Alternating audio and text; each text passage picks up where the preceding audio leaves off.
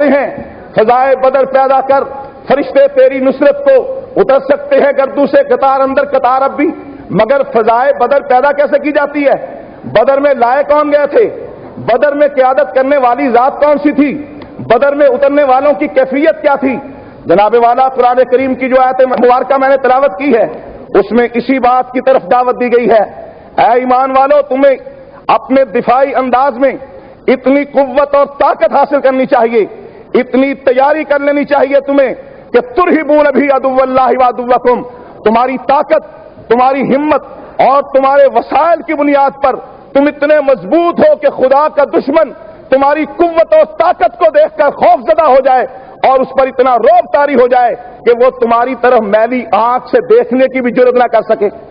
آج ہماری حالت یہ ہے کہ ہر میدان میں ہم پیچھے ہیں، علم کا میدان ہو، اقتصادیات کا میدان ہو، آج ہم کہتے ہیں ہم نیوکلیئر پاور ہیں، لیکن سوال یہ ہے ہم عالم اسلام کا بازو شمشیر زن تو ہیں، لیکن ہم تو قرض کی بیساکھیوں پر کھڑے ہوئے ہیں۔ اگر آپ کے بازو میں طاقت ہے اور تلوار اٹھا سکتا ہے مگر آپ اپنے پاؤں پہ چل ہی نہیں سکتے ہیں تو یہ بازو شمشیر زن کیا کرے گا؟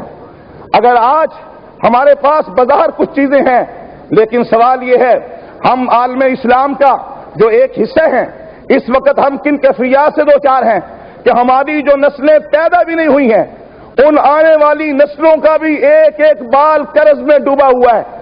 جناب اسپیکر، آج ہم کسی عنوان پر تقریر تو کر سکتے ہیں لیکن سوچنے کی بات ہے آج جن حالات سے ہم دو چار ہیں یہ مصیبت ہم پر کیوں آ پڑی ہے؟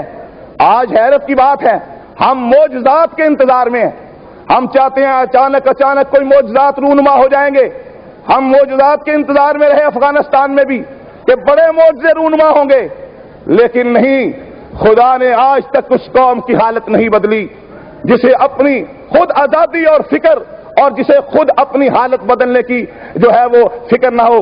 ہم نے اپنی حالت کی تبدیلی کے لیے کیا کیا ہے؟ آج حالت یہ ہے کہ مسئلہ عراق کا ہمارے سامنے تھا لیکن ہم خود خلفشار کا شکار تھے، ہم نے وہ 5 دن ضائع کیے، ہم نے معمولی باتوں کو اپنی انا کا مسئلہ بنا کر اپنی قومی وحدت کو پارا پارا کیا، اپنے اختلاف اور انتشار کو ہوا دے کر ہم نے یہاں تک اپنا قیمتی وقت ضائع کیا کہ آج جب کہ لاٹھی ہمارے سر پہ پڑ چکی ہے اب ہم سوچ رہے ہیں کہ لاٹھی جو سر پہ پڑ رہی ہے اس کی تکلیف میں کمی کتنی ہونی چاہیے۔ جناب والا، یہ ہمارے لیے بہت ہی افسوس کا مقام ہے کہ لوگوں نے پہلے سے سوچنا شروع کیا، اور مجھے اس بات پر خوشی ہے کہ آج پاکستان کی طرف سے جو پالیسی بیان وزیر اعظم نے دیا وہ اس وقت ایسا بیان ہے کہ میں سمجھتا ہوں کہ کسی بھی عالم اسلام کے ملک نے اس سے زیادہ عراق کی عوام کے ساتھ ہمدردی کا کوئی بیان اور پالیسی بیان نہیں دی ہے۔ میرا سوال ہے، سعودی عرب کی سرحدیں عراق کے ساتھ لگتی ہیں، ایران کی سرحدیں عراق کے ساتھ لگتی ہیں، ترکی کی سرحدیں ایران کے ساتھ لگتی ہیں، انہوں نے عراق کے لیے کیا بیان دیے ہیں؟ OIC نے عراق کے لیے کیا بیان دیا ہے؟ اگر جو بیانات ان کی طرف سے آئے ہیں، پاکستان کا بیان، پاکستان کی پالیسی ان سب سے زیادہ طاقتور اور ان سب سے زیادہ قوت والی پالیسی ہے، جن کی سرحدیں لگتی ہیں ان کی حالت یہ ہے بس وہ کہتے ہیں ہم جنگ کے خلاف ہیں۔ میں کہتا ہوں کہ جنگ کے خلاف جب وہ کہتے ہیں تو ہم بھی یہی کہتے ہیں کہ ہم بھی جنگ کے خلاف ہیں۔ جب ہم سب جنگ کے خلاف ہیں، ہماری اس پالیسی میں اتفاق ہے تو ہمیں اتفاق کے ساتھ اپنی اس پالیسی کو آگے بڑھاتے ہوئے متفقہ طور پر قرارداد منظور کرنے کے لیے سر جوڑنا چاہیے۔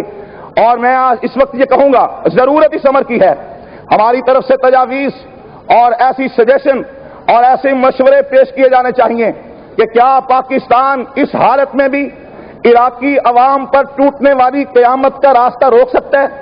کیا کوئی ایسی شکل، کوئی ایسی صورت کہ اگر خدا نہ خواستہ کوئی ایسا مرحلہ آ ہی جاتا ہے تو وہاں کی عوام کا کم سے کم نقصان ہو؟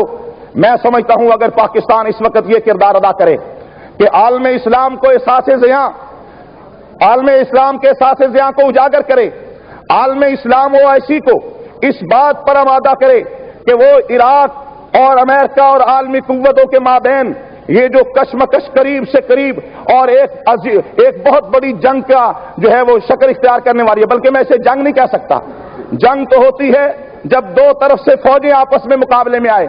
ये तो एकतरफा कार्रवाई है। उस एकतरफा कार्रवाई का रास्ता रोकने के लिए हमें क्या करना चाहिए? हमारे पास उस एकतरफा कार्रवाई रोकने के लिए बहुत सारी चीजें हैं। जनाब वाला नबी पाक सल्लल्लाहु अलैहि वसल्लम की सीरत से हमें ऐसे ऐसे असबाक मिलते हैं, हम वो सारे भूल जाते हैं। अभी मैं लाइब्रेरी में जाकर तफसीर कुरान देख रहा था। जब 10,000 मुशरिकीन मक्का ने मक्का से चलकर मदीने को घेरे में ले लिया तो नबी पाक सल्लल्लाहु अलैहि वसल्लम ने यह नहीं फरमाया इनको आने दो, हाथों में तलवार ले लो, निमट लेते हैं। आपने खंदक खोदी। ये खंदक का खोदना क्या है? ये दिफा है, ये हिकमत अमली है।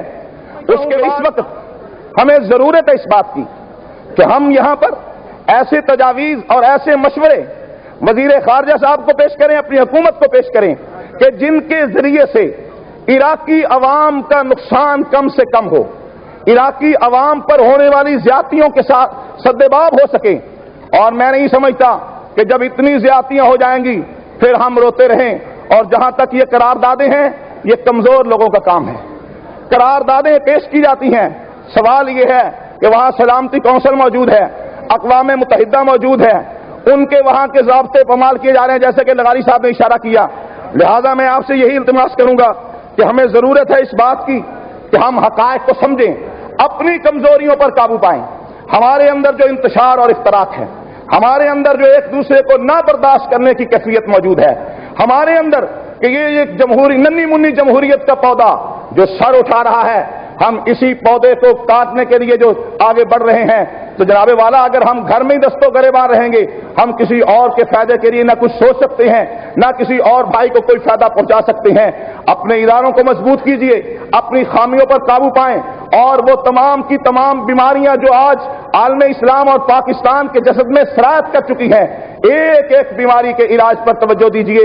मैं समझता हूं जब एक सेहतमंद इंसान, एक ताकतवर इंसान घर में मौजूद हो तो किसी की जुर्रत नहीं होती कि वो उसके घर में दाखिल हो सके, उसके दरवाजे पे कोई दस्तक नहीं दे सकता। शुक्रिया। बहुत मेहरबानी जनाब शाह महमूद।